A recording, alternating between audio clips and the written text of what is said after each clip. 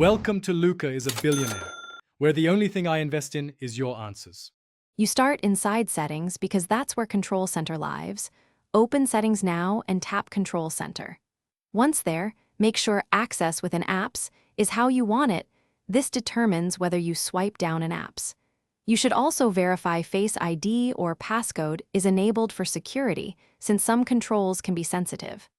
Now tap Customize Controls to begin changing what appears. This step is essential because it shows the current list and the extra options available to add or remove.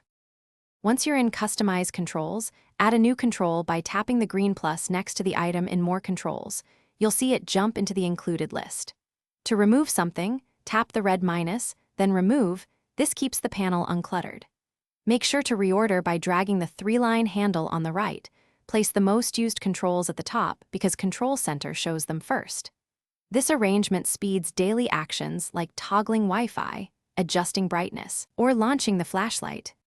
Now close Settings and swipe down from the top right corner to open Control Center and inspect your new layout.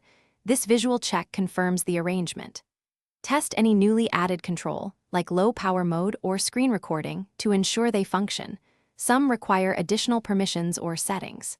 If changes don't appear, restart your iPhone XR, because a reboot clears interface glitches. If problems persist, turn Customize Controls off and on again. Then re-add the controls to force the system to refresh the panel. Thanks for watching and please subscribe. It's the best investment you'll ever make.